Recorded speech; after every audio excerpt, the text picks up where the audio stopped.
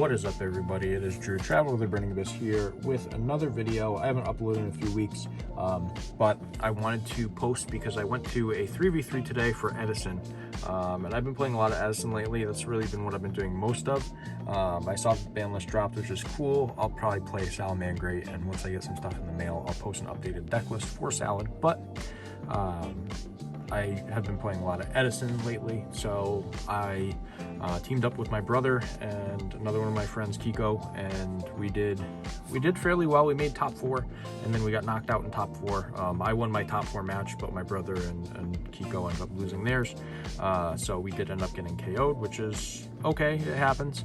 But I decided to play gadgets, and my brother played Flamevell, and then Kiko played Blackwings. So we had a decent run. It was 4 rounds of Swiss and then cut to top 4, and we ended up going 2-1-1 in Swiss. My overall record was 3-1-1, so I had 1 loss, 1 draw, and then 3 wins, and that includes the top 4 technically, but in regular Swiss rounds I went 2-1-1. But the deck actually did fairly well.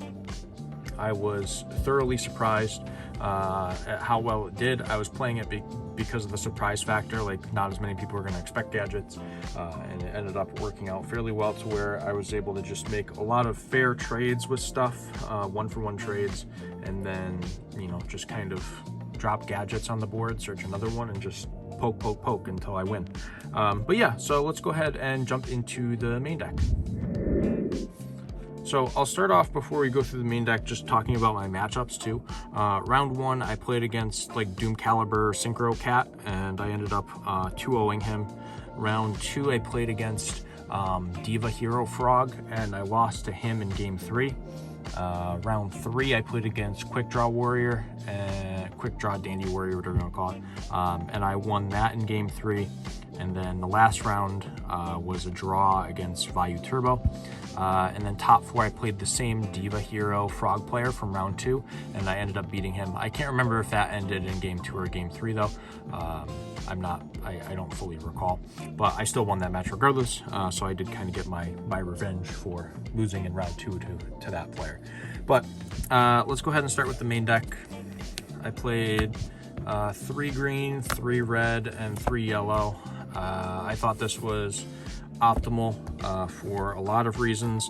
I would not change this up. I think that for me, this is perfect. It worked extremely well, and because of certain other cards that I play, I think that playing 3 of each gadget was pretty much a must. Then for the Machinas, I played 3 Gear Frame, 2 Fortress, and 1 Peacemaker. This was actually fine. It worked out perfectly fine. Honestly, I think I stuck Fortress on board like 3 times today.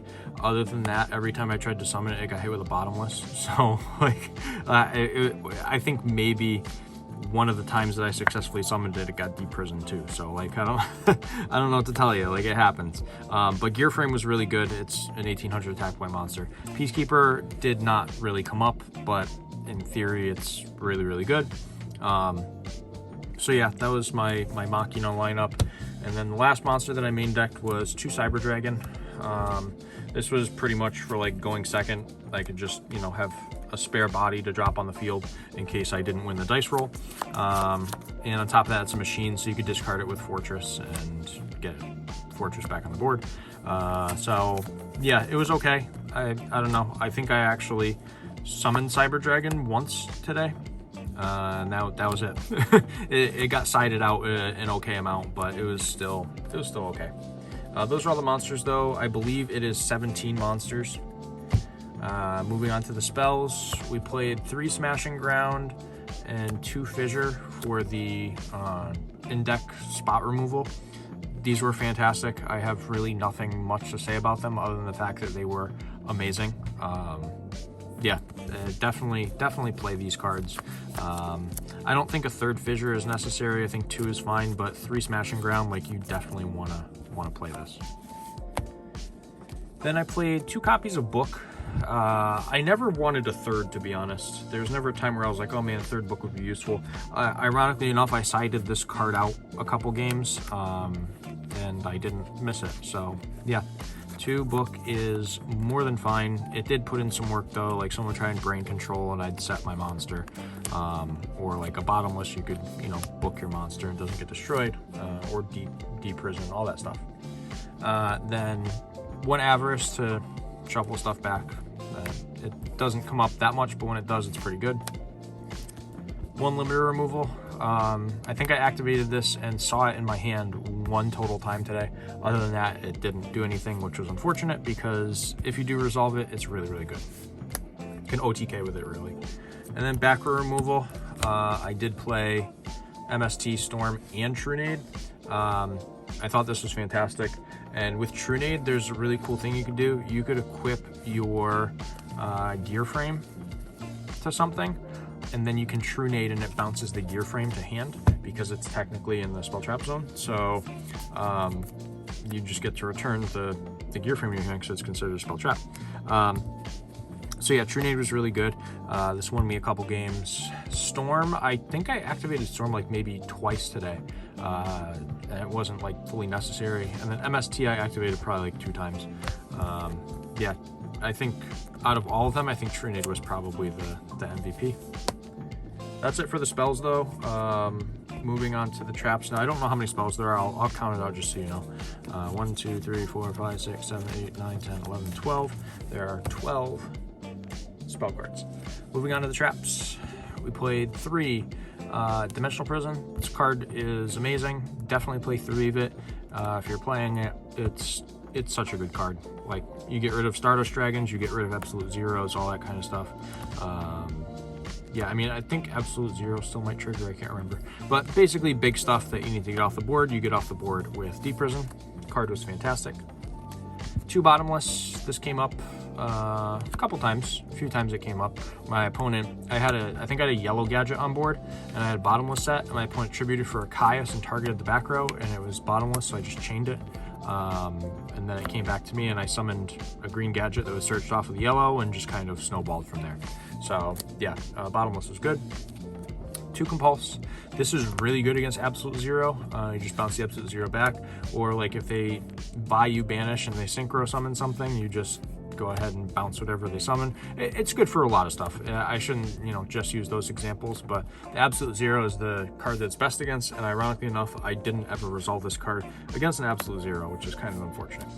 But now moving into the fun stuff, 2 Ultimate Offering. This card was insane. It was really the reason that I wanted to play 3 of each of the gadgets. It put in so much work. Like, in my top 4 match in game 1, I literally had 5 gadgets on board because of it, and he just couldn't bounce back from that, and I ended up stealing the game. So yeah, Ultimate Offerings was fantastic, and you could, you know, do other stuff too. Like, you can summon Gear Frame off of it and search for like Peacekeeper, and then you can set the Peacekeeper off of the offering, and then if they kill it, you get to search for either another Gear Frame or you search for a Fortress. I'm sorry, you just search for the Gear Frame. You don't search for the Fortress because you can't do that. But yeah, the offerings were really, really good. Shout out to Kiko for getting me a second one. I initially was not going to play this card this morning, and then I was like, well, I'm like, spamming the field sounds really good, and then I don't get OTK'd, so it's pretty good. Then 2 copies of Royal Oppression. This was obviously a great card. Oppression just does a whole lot of stuff for you. I think that, you know, in this deck in particular, you don't have to summon Fortress out, so you can just rely on your Gear Frame and your gadgets, and against like Quick Draw, this is basically an auto win card unless they pop it. There were a couple times where this got hit by Dust Tornado, but I mean, it's to be expected. It happens. So it was still really, really good in this deck. I think main decking 2 of it was also the right call. I wouldn't main one and side one. Definitely main both. It was worth it. If you have to side it out, you side it out. No big deal. Then I played 2 Starlight Road. This card, let me tell you, I love this card so much. But the worst part is nobody ever like heavy stormed me today when I had this set. So it never even mattered. Yeah, the card just did not do anything, unfortunately. But it's really, really good. You should play it, because if you have like an Oppression set face down and you have this set face down, and let's say you have like another back row and they try and storm you, you can do your Starlight Road, and then later in the turn you can flip the oppression face up, and then you could use oppression to negate their special summons. So yeah, I think that Starlight Road is a good card. I just never got to resolve it. And then the last three, we just played the three good trap cards. Yeah, Judgment's really good.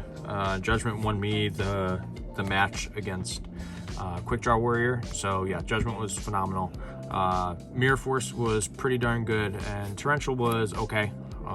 There were a few games where I sided it out, but it wasn't awful. I mean, Torrential with Ultimate Offering is fantastic. So I mean, like that's always a cool thing. But yeah, these were decent at the minimum. But that's the main deck. It was 45 cards. Yes, that's right, 45 cards. There's a mathematical thing where like you're supposed to play 5 cards in your deck per gadget that you play. So because I'm playing 9 gadgets, you multiply 9 times 5, and that's 45. So you play 45 cards. It's just the way the math works out, and it worked extremely well. But let's go ahead and jump on into the extra deck. All right, so extra deck, because I did not end up activating Starlight Road all day, nothing got summoned in my extra deck, but I'll just show you what I played. 3 Chimera and 3 Stardust. Outside of these, normally you don't summon anything else in the extra deck. So like, if you're gonna summon anything, it's gonna be some of these cards. But for me, didn't happen, which is fine. Like, there's gonna be times where you do summon stuff and you can like mind control tuner or brain control tuner, and you can go ahead and synchro off, but that was not the case for me today. So everything in my extra deck was deemed useless. I wish something like Pot of Prosperity or Extravagance was legal. But then I'll just show you all the other stuff. It doesn't matter because you don't really ever summon it. But those are all the other cards that we played in the extra. Like I said, if you're going to summon anything, it's going to be your Chimera Attack Fortress Dragon or your Stardust. These things don't really come up, but if they do, they do.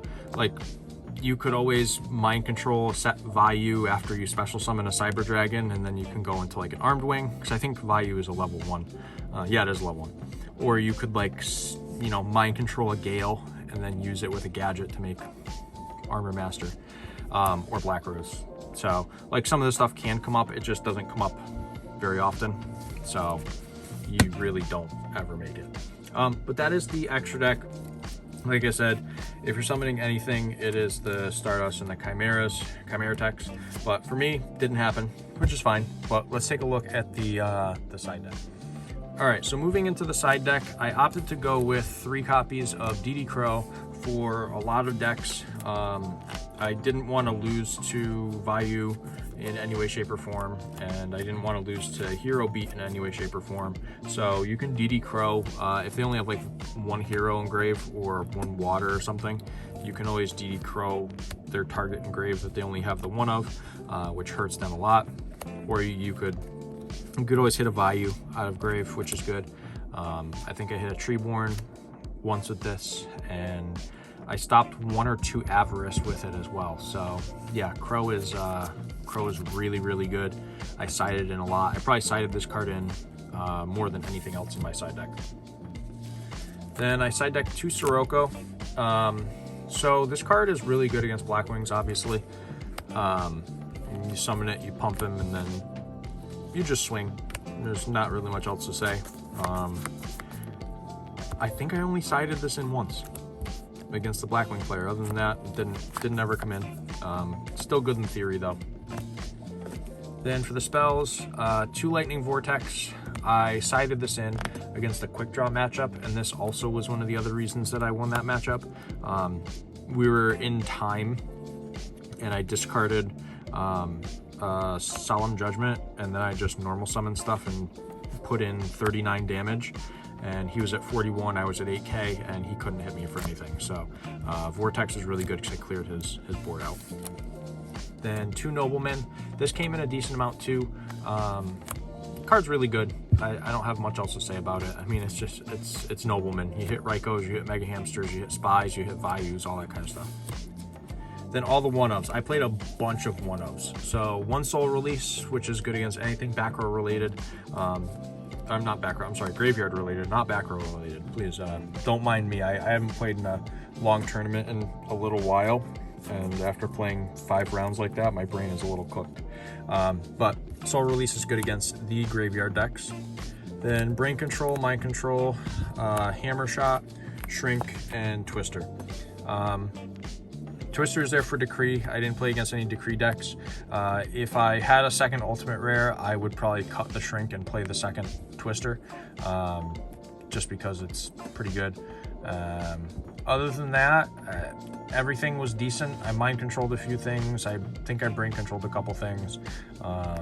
Shrink never, like I said, shrink never came in. I would probably cut this for another twister, or arguably even another soul release. So yeah, but that is the side deck. Like I said, there were some cards that came in a lot. DD Crows came in a lot. Nobleman's came in a lot. Soul release came in a decent amount actually, so I can't even like hate too much on that. And then, you know, going second, brain control, mind control obviously came in too. But that was my overall report of the event. It went fairly well. I can't complain. Top 4 is still not bad by any stretch of the imagination. It's unfortunate that we didn't win the switches, but hey, you know what? We still ended up walking away with some Megaton stuff, which was pretty neat. And you know, it's Edison, so you have fun, you show up, you get to hang out with your friends, and for the most part nobody gets angry or salty about anything. So it's a little more laid back and relaxed than the current state of the game. But if you guys want to see more Edison content, please let me know, because this is currently my favorite way to play the game. I love playing Edison and Tengu right now. Those are just my top 2 things. So if you want to see more content like this, please let me know. Give the video a thumbs up. Don't forget to comment down below what your favorite Edison deck is, and if you would like to see more Edison videos. But for right now, this is Drew, Traveler of the Burning Abyss, signing out.